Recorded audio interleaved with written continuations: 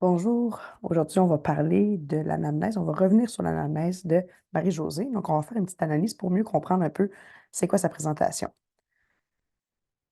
Donc la chronologie euh, générale de la présentation à Marie-Josée, ça a été dépression, épuisement professionnel en 2015, 2016, commotion au hockey, pas de prise en charge, donc une prise en charge en fait tardive, avant qu'elle se fasse dire que tu as une commotion, tout ça, et les symptômes avaient eu le temps d'augmenter, on parle d'une période de 10 jours.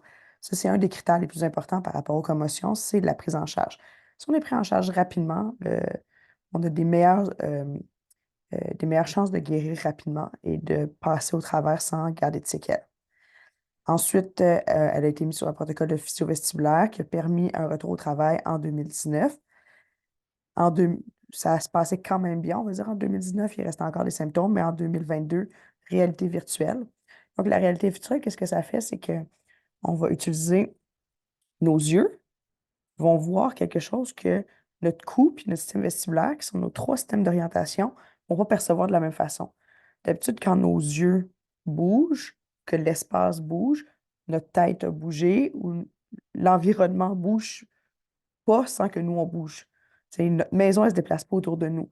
Il y a des choses qui se déplacent, mais tout ne se déplace pas. Là, en réalité virtuelle, on dissocie le système visuel du système vestibulaire et de la mécanique cervicale. Alors, le système qui est habitué de trianguler son information avec les yeux, le système vestibulaire puis la mécanique du cou, c'est comme si là, soudainement, il peut plus trianguler. Donc, la vision et le système vestibulaire puis la proprioception sont comme séparés.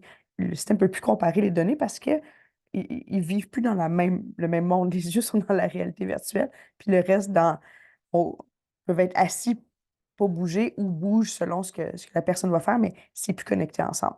Puis là, on a vu la rechute. On a recréé tous les symptômes. Donc, ça, ça parle beaucoup du fait où est-ce que c'est la fragilité qui fait que les symptômes persistent et les symptômes reviennent.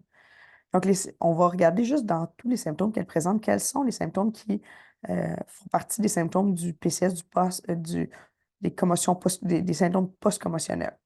On a les maux de tête qu'on a parlé, nausées, vomissements qu'on a parlé, étourdissement, problème d'équilibre, se sentir ralenti, le cerveau qui va moins vite, ou sentir que tout va plus vite autour de nous, se sentir comme dans un brain fog, comme le cerveau dans la brume, avoir des difficultés de mémoire, on veut écrire des choses, on veut faire des choses, ça ne correspond pas à ce qu'on veut faire, une fatigue, énergie basse, de l'anxiété, de la nervosité et de la tristesse, ce qui peut aussi s'apparenter à de la dépression.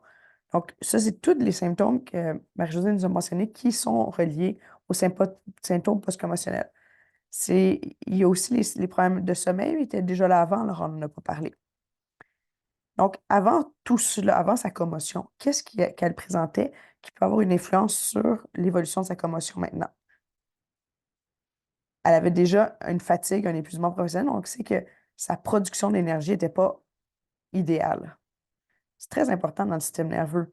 On a besoin de produire de l'énergie, on a besoin de stimuler, mais il faut être capable de produire de l'énergie. Donc, je peux faire le meilleur entraînement. Si vous n'avez pas l'énergie pour le faire, il n'y aura pas de progression. Vous allez même peut-être vous brûler plus. C'est la même chose pour notre quotidien. Euh, L'énergie, c'est la première source de fonctionnement. Tu as beau avoir la plus belle auto, si tu n'as pas d'essence dedans, elle n'avancera pas. Après ça, on avait l'aspect dépression, donc l'aspect émotionnel. Dépression aussi reliée avec la production d'énergie, mais un moins bon fonctionnement global du cerveau. Et on avait aussi l'aspect allergie, congestion nasale, avec des opérations pour les déviations, des choses comme ça, mais qui persistaient, des problématiques qui persistaient. Donc, est-ce que l'oxygénation est optimale? Donc là, on dit, on a besoin d'oxygène, on a besoin d'énergie, puis on a besoin de stimulation pour que le cerveau fonctionne bien. On a un manque d'énergie, de la fatigue, peut-être un manque d'oxygénation avec les allergies, et il nous reste la stimulation. Mais la stimulation, elle peut juste être faite si le système il a la capacité d'y répondre. Donc là, on partait avec deux prises.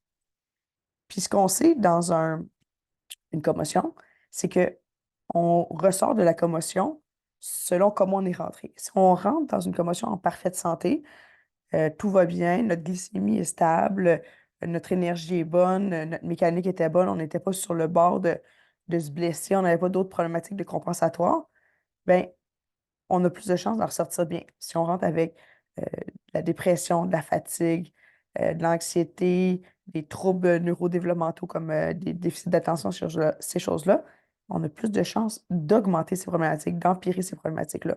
Donc, ici, on a un beau cas de je rentre avec certaines problématiques qui m'empêchaient dans une certaine de bien fonctionner, mais pas complètement.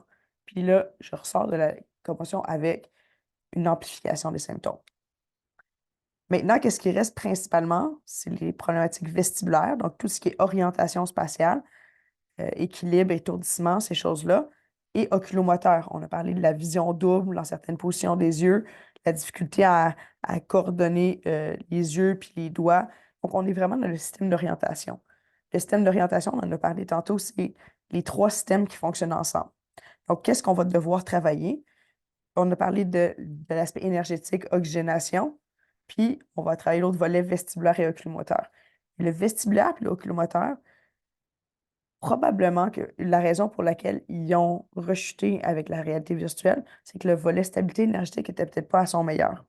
Donc, il va falloir retravailler sur le volet stabilité énergétique, donc meilleure récupération, meilleur sommeil, oxygénation, pour pouvoir être plus efficace dans notre réhabilitation vestibulaire et oculomotrice. Donc, on a un cas assez classique de problématique de commotion, de syndrome post-commotionnel. On a vraiment la présentation avec rentrer dans la commotion avec avec des symptômes, une présentation antérieure, ressortir avec une augmentation des symptômes, persistance des symptômes, les choses s'étirent. Euh, les choses importantes mm, pour le neurone, pour le cerveau, pour chacune des neurones, l'oxygène, les nutriments, la stimulation. On est là-dedans. Il nous en manque dans deux des trois domaines. Donc, on va voir comment ça va aller avec Marie-Josée à partir de maintenant. Bonne journée.